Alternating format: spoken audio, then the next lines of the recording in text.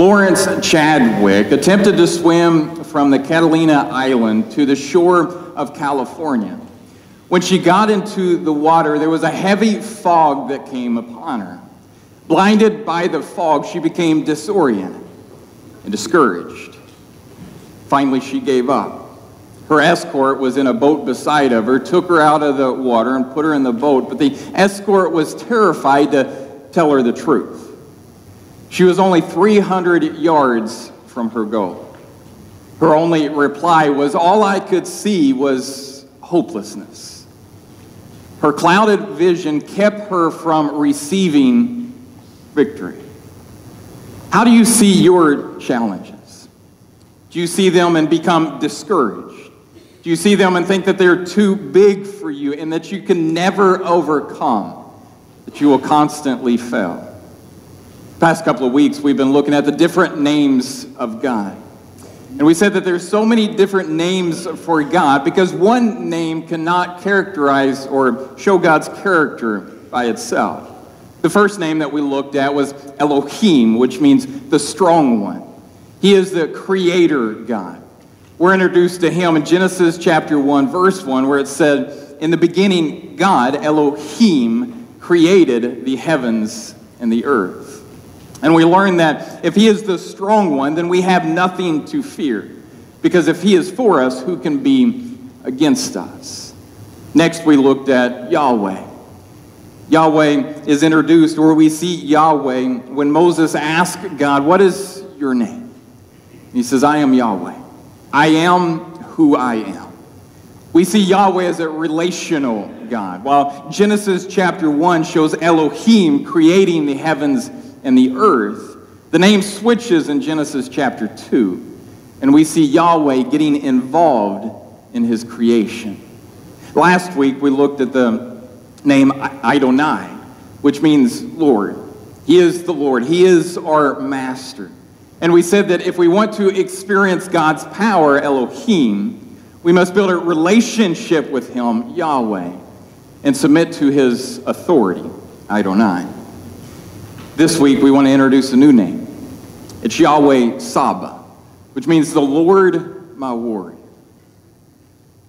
We are introduced to him in 1 Samuel chapter 17. Now, this is a story that we all know well. It's the story of David and Goliath. And we see that Israel is facing a giant. So let's look at how it describes it in 1 Samuel 17, 4 through 7. It says, "And there came out from the camp of the Philistines a champion named Goliath of Gath, whose height was 6 cubits and a span. He had a helmet of bronze on his head, and he was armed with a coat of mail. And the weight of the coat was 5,000 shekels of bronze. And he had bronze armor on his legs, and a javelin of bronze slung between his shoulders. The shaft of his spear was like a weaver's beam, and his spearhead weighed 600 shekels of iron, and his shield bearer went before him." So we see this giant, and he is massive. He's about 9.5 feet tall. His armor weighs more than 200 pounds. And the head of his spear, he has a long spear, the head of it weighs about 15 pounds. This man is massive. He's tall. He's very strong. As we will see, Israel was terrified. You know, oftentimes we face giants. It might not be a physical 9.5-foot giant, but we still face giants today. It could be debt. We just keep sinking farther and farther in debt. We think that we can make our way out of it, but it just becomes worse and worse. The bills come in, the credit cards are maxed out, and we don't know what to do. Could be unemployment. We've been looking for a job for a while. We haven't found one. And we wonder why God has not blessed us with a career yet. Could be depression. The things that we once enjoyed doing, we no longer enjoy doing. We just feel like there's a cloud that follows us around. We're down. We're depressed. Maybe addiction. You feel like you're wrapped in a chain. The more you try to break it, the tighter and tighter it becomes. There's no hope. There's no way out. Maybe fear. Fear of the future. Fear of what lies ahead. Fear of the now. Or anger. Somebody had done something to you before and you just can't forgive them. And every time that you think about them, every time that you see them, the anger just begins to grow. And it boils up inside of you. We all face giants. And just as the giant that Israel faced began to taunt them, our giants at times begins to taunt us. Let's look at it. Verses 8 through 11. It says, "He stood and shouted to the ranks of Israel, 'Why have you come out to draw up for battle?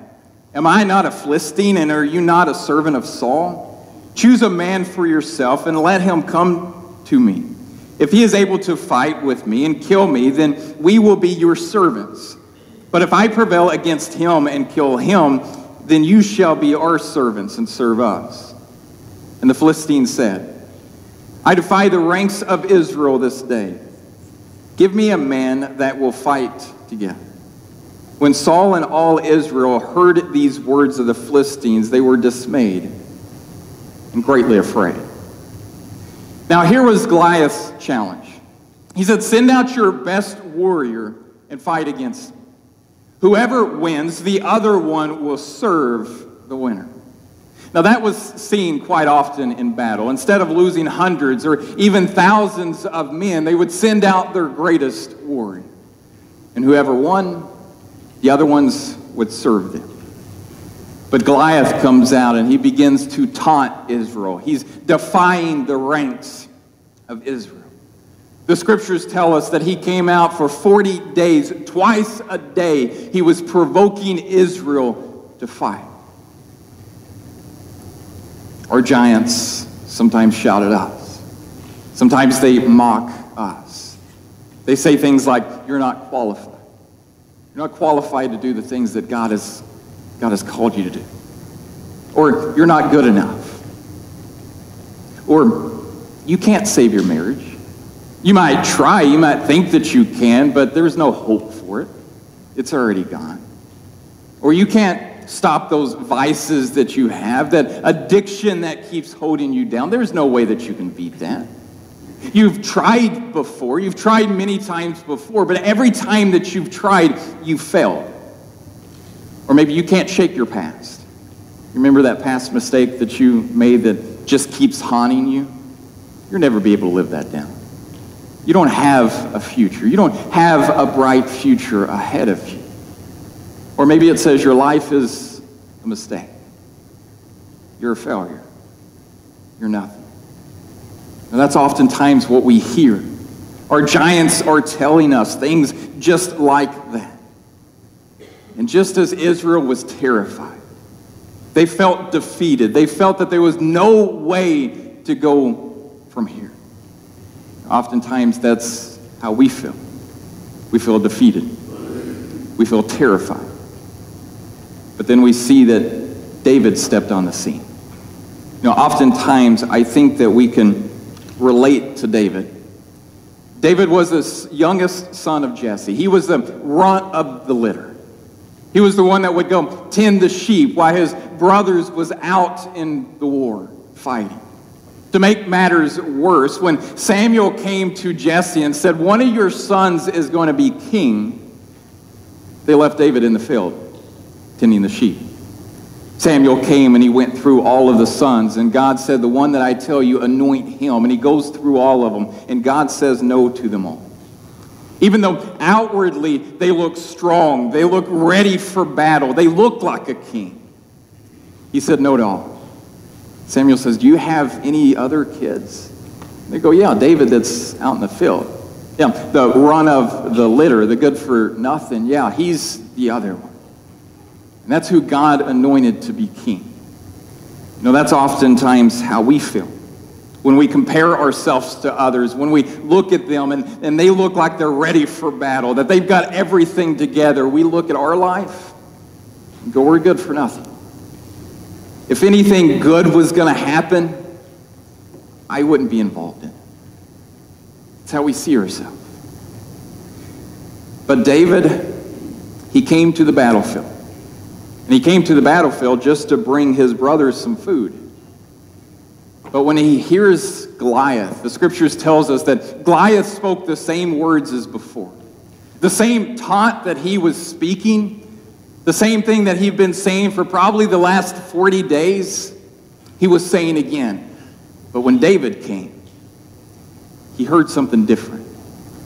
Let's see it, verse 26, it says, "And David said to the men who stood by him, 'What shall be done for the man who kills this Philistines and take away the reproach from Israel?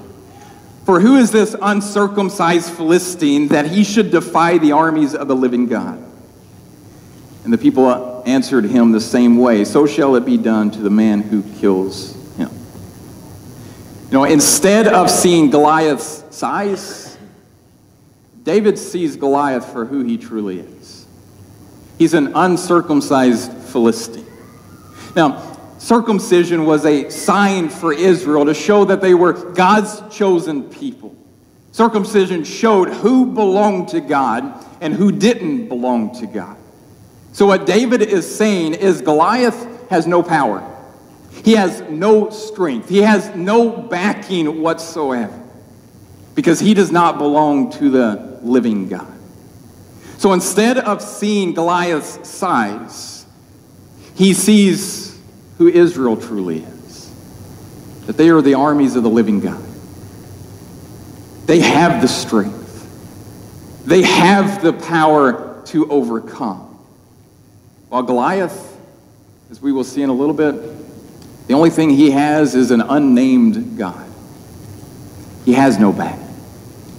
So David volunteers to fight. Now, to me, whenever I hear that, I'm thinking that the people is feeling defeated. That they know that no matter who they send out there is going to die and they're going to be servants. So why not send out the run of the litter? Why not send out the one that if he dies, really, what does it matter? Let's send him out. We kind of see a little bit of that when we look at the response that Saul had. Saul, remember, is the king of Israel at the time. He should have been the one who was out in the battlefield fighting Goliath, but he was terrified. So when he finds out that David wants to fight the battle, the first thing that he says is, "Yeah, but you're but a youth. You're too young. What can you do?" You know, oftentimes that's what we hear in the younger generations. You're young. What can you do? You can't do anything truly important. Why even try? But I love what Paul tells Timothy. He says, don't let anybody look down on you because you're young, but set them an example in life, in love, and in purity. I love that. And David was setting Israel an example. While the men should have been out there fighting, here's the young boy that's ready to go to battle. Because Goliath is defying his God. So David's response we see in verse 36.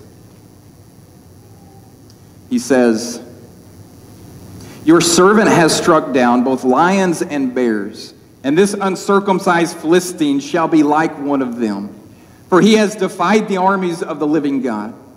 And David said, "The Lord who delivered me from the paw of the lion and from the paw of the bear will deliver me from the hands of the Philistine."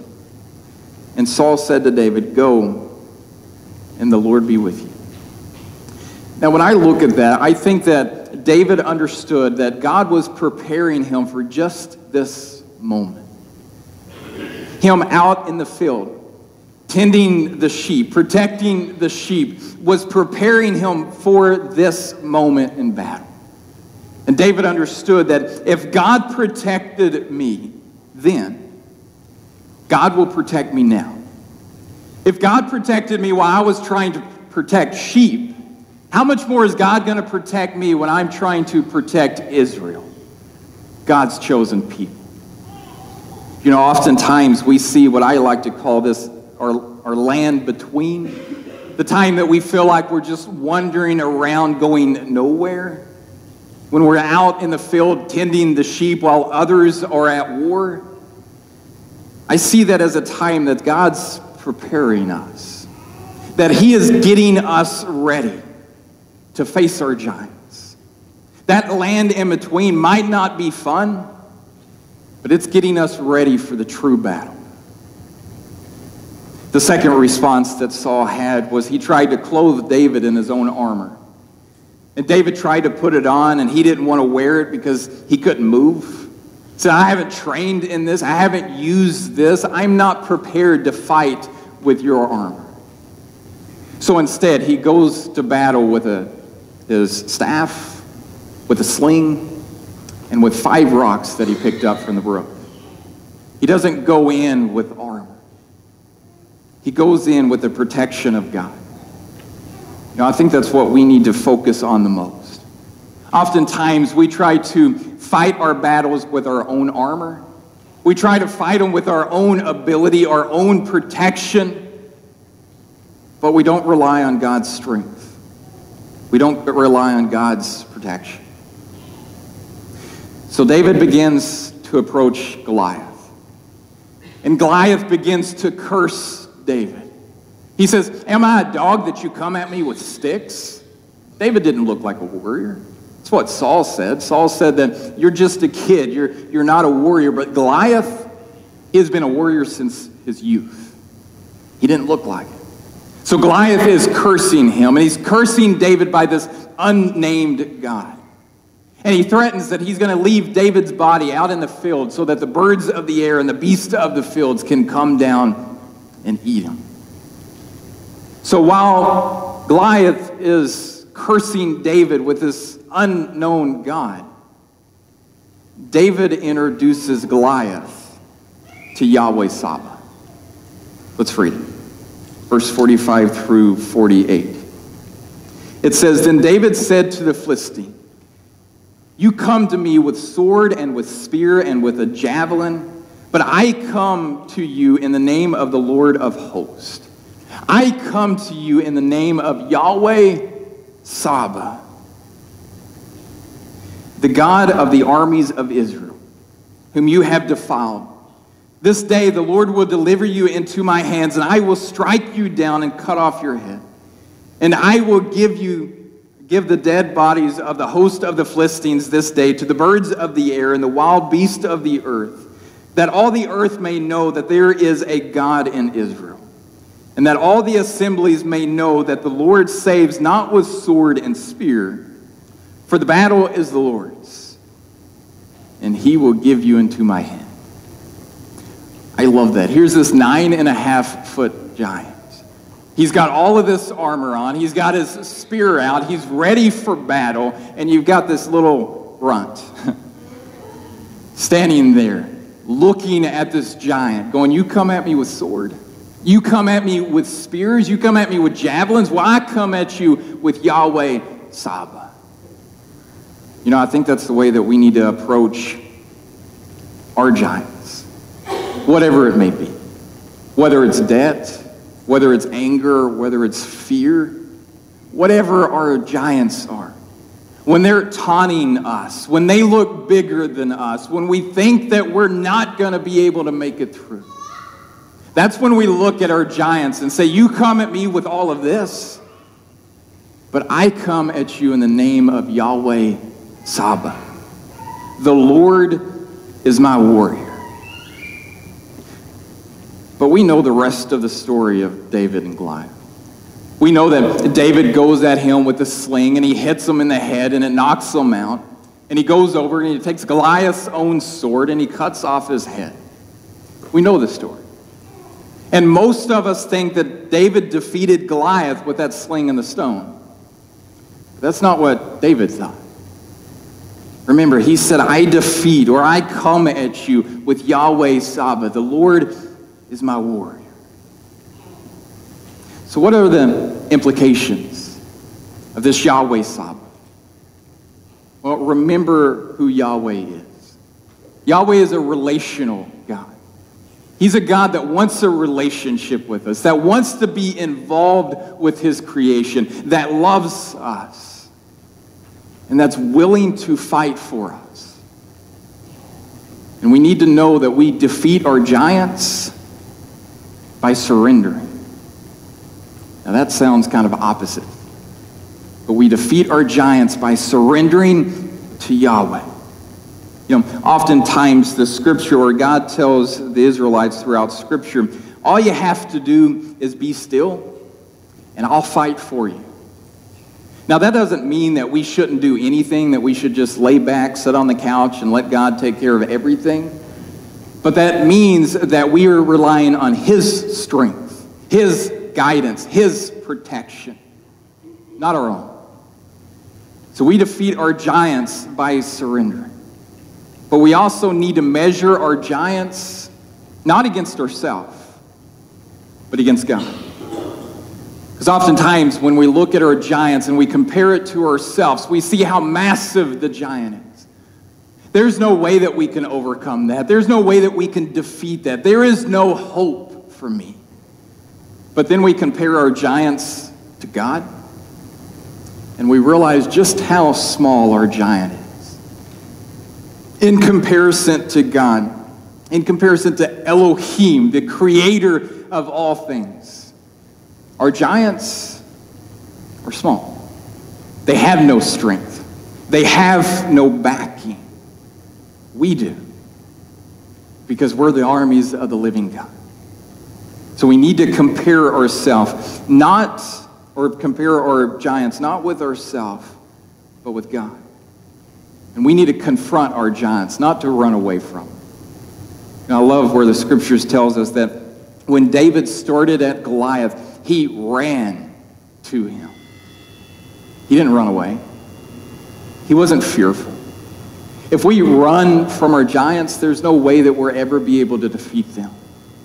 But when we run at them, in the name of Yahweh, Saba, the Lord is my warrior, then we can defeat them.